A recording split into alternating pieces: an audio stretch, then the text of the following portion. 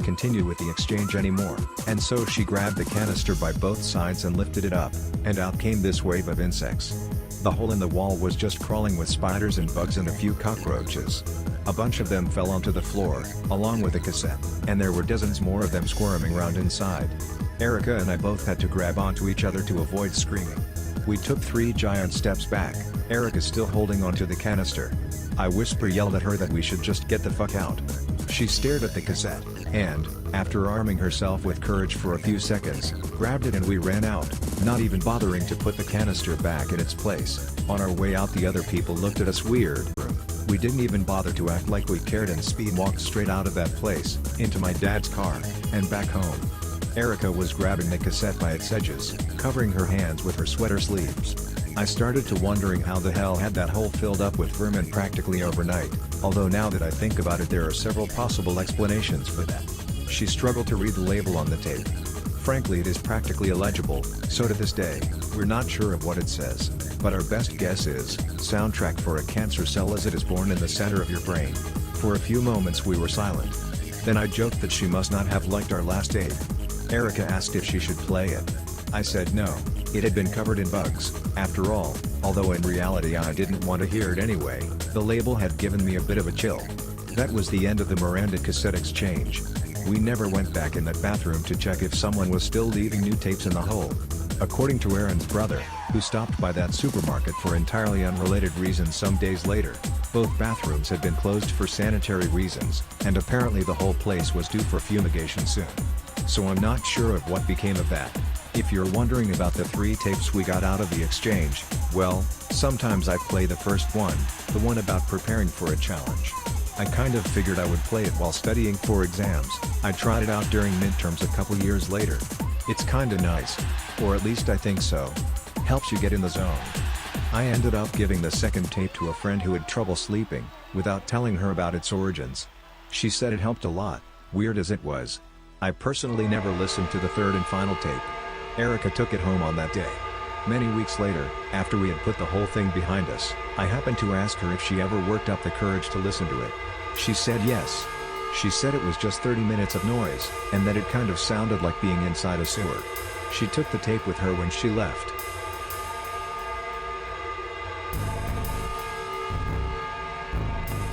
Dottie, this is the only interesting thing that came of the 6 months I spent working as a temp in Marianne's firm. It was a horrible, lonely job, though I was physically close to others for the entire time. I was squeezed into a hallway lined with outdated computers and sentenced to draft inane emails alongside 9 other interns. I was one of 2 girls in this group. The other girl was strange, not in an attractive way, she just came off as mentally unbalanced. For some reason she was really obsessed with traveling to Israel. Whatever. Most of my fellow interns took this job seriously and answered directly to a number of important men. It was amazing how their tone would shift between gross, sexual jokes and shameless stick-sucking. At the end of the hall there was a telephone from the 80s so that anyone who wanted something from us, usually a whim, could tell us. Twice a day I would take the elevator down to the courtyard and smoke a cigarette, vacantly staring. Usually when I returned, someone would be considerate enough to tell me that the boss had called for me. I didn't even try to be friendly in Marianne's firm. I wasn't going to last there and I knew it, and so did they. Many thought I was a lesbian, because I showed no interest in the boys. One of them was more sensitive and, let's say, trying to be alternative, and I think he wanted to establish a friendship. But every moment spent there was hell, Toddy. I wasn't in the mood to be nice to anyone. At 1 p.m. sharp I was gone. We had an hour-and-a-half lunch break. The building is located in the financial district, in fact just 2 blocks away from Central Finance. Most of the other interns would take this time to get sushi or haircuts in the nearby Swiss hotel. I was spending 3/4 of my meager salary on gas to get to work in the first place, and the other 1/4 on video games. I ate in the mall. When I talk about the mall I talk about the mall back in 1998. 2 years later that mall was demolished, and replaced with the one we know now.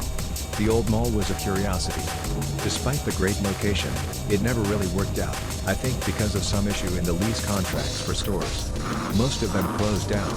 In the end you had a 4-story labyrinth where the vast majority of stores was shuttered. Open locales were not inspiring, old toy shops, geriatric wear, a pharmacy, the world of towels. Like Brad would say, you could smell the money being laundered through them. But that's not all. The mall was a place worth exploring. The ground floor had 2 basements under it, and the deeper you went, the more eerie it became. Electric stairways remained frozen, lights flickered or didn't work at all, and the decor retreated further back into the past. The bottom floor contained nothing but a mural that looked like it was painted in the 60s, with images of Bengal tigers and multiracial hand-holding, and an exit to the park that passes by an ATM. This was where I met the sisters, and I felt so lucky. Dottie, can you imagine meeting 2 nuns in the bottom floor of an abandoned mall? And on top of that, they were standing under a fluorescent light. I felt like I was in a video game. I had just come to a new town, and these 2 characters were going to tell me where to go next. It's obvious that I felt lost and desperate in those days. I sat eating a slippery microwave-cooked lunch, alone, mostly in the dark. To me this was a blessing, even though I've never been religiously inclined. I would come to know the sisters as Tomasa, the plump, husky, black one, and Giovanna, the tall, bird-like, white one. They were the kind of pair you would see on a newspaper comic strip, with such exaggerated features and contrasting personalities. We made small talk almost immediately. They looked as relieved to find me as I was to find them. The conversation was stilted at first, but they were happy to talk. I told them that I worked nearby and they told me that they sold truffles. I think it's typical for convents to bake and sell goods, as I remember Mom would buy chocolates from a group of nuns when I was a kid. They went around the neighborhood offering boxes and took a moment to rest from the heat in the mall. My comments and replies were very banal. I couldn't imagine walking around in the heat like that. But somehow the conversation was always refreshing. They did most of the work, I just sat there nodding. This went on for several days, on and off, over a couple of weeks. On days when I didn't run into the sisters I usually ended up eating lunch alone. A couple times I went to Stephanie's apartment. She was living alone at that point, her parents were abroad. But we were never really that close, so I mostly smoked cigarettes on her balcony until it was time to go. I remember being so jealous that she was living alone, in an apartment, in the nicest part of town. 6 years later I found myself in the same situation and I was miserable. This sounds like a stupid ironic thing that a stupid girl would post on Facebook. Anyway, back to the story. With each of these encounters I grew closer to the sisters, and I discovered more about them. They were from St. Francis, which was really obvious when I think about it. St. Francis is the convent located next to St. Francis Church. And St. Francis people know that there is also a convent there. It's a very low-profile building. It looks kind of like the administrative offices of the church. Both sisters looked about middle-aged, Tomasa possibly older. Tomasa was loud and loved to guffaw, she was jovial and gossipy. Giovanna was more proper. It seemed like sometimes her partner's behavior irked her, but it was never apparent. Giovanna also talked a lot about punishment. She was very much from the old school of nunship, I think. Being married to Jesus was not just devotion and silence, it was also active suffering. And it was clear that she didn't think of me or anyone else as pure. She would sometimes go on tangents about blood and epiphanies. Usually Tomasa and I glossed over them and changed the subject. But she was always courteous and smiling. I regarded her more like a kooky aunt than a person to be feared. They always seemed like ultimately likable women.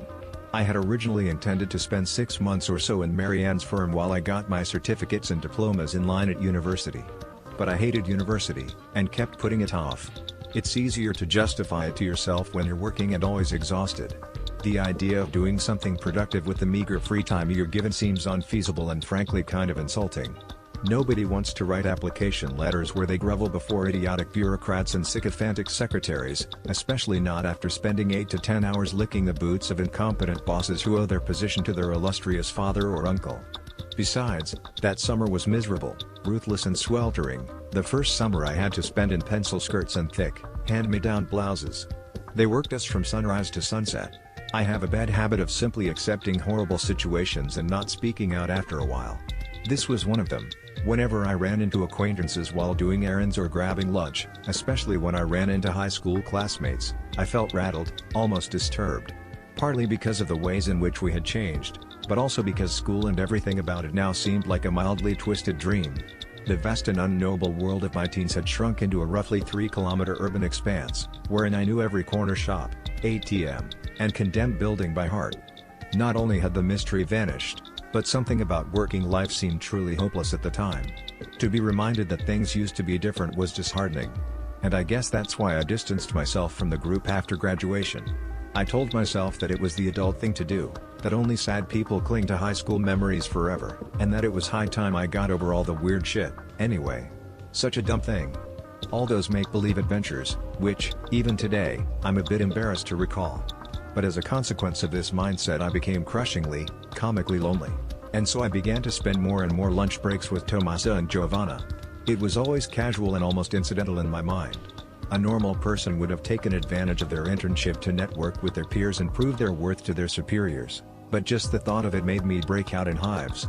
I would much rather wander the halls of a semi-abandoned shopping mall, eating tasteless and questionable salads from a styrofoam box. At least I was alone with my thoughts. And in this way, my encounters with the nuns occurred naturally. There was nowhere else nearby to hide from the sun during the deadly period between noon and early dusk, when just walking outside felt like being cooked. Most middle-aged women eventually develop the tendency to divulge their life stories in bite-sized vignettes, and the nuns were no different. I learned that Tomasa grew up poor in the north, but had an honest and happy childhood of chasing after wildfowl, bathing in riverbanks, and crowding around black and white television sets with her cousins. Giovanna was quite the opposite. She had been a young promise of her school's soft tennis club. She was very careful not to divulge embarrassing or comical childhood stories, and everything about her suggested that she was highly bred. Well, not really. I didn't believe most of what she said.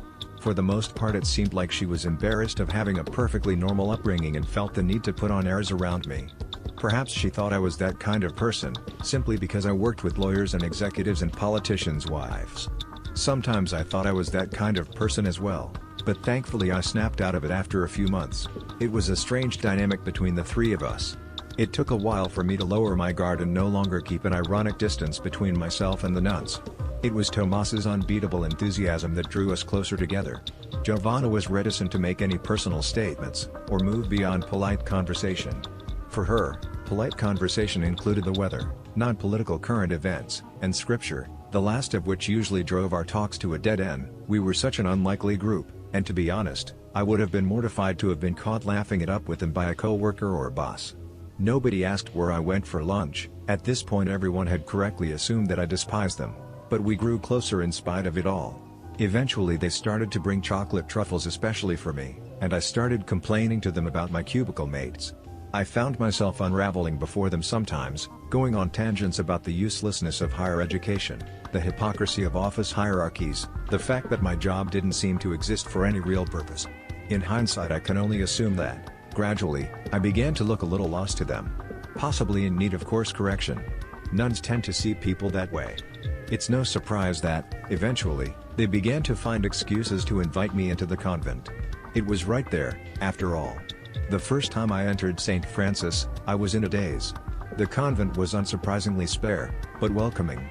There was a bit of an improvised gift shop where chocolate truffles slowly melted on the shelves, and an equally haphazard front desk. Past a heavy door, which swung on its hinges instead of locking, were the living quarters, and the rest of the building. It took a lot of convincing for me to allow Tomasa and Giovanna to bring me there, as the proposal seemed ridiculous and embarrassing to me. They had asked a number of times in the past and every time I had politely turned them down with reasonable excuses. As a lapsed Catholic, I had my reservations about the clergy and their constant attempts at conversion. My friends, who had gone to religious schools where nuns and priests governed, had few good things to say about them, about their rigid vigilance, their glowering menace. I could never have considered the nuns my friends because our lives and backgrounds were so dramatically different, that I knew our relationship would never develop beyond the very specific circumstances that lead us to meet in that summer. I mentally categorized them as part of a group of kooky acquaintances, which I was secretly kind of proud of having, but would be embarrassed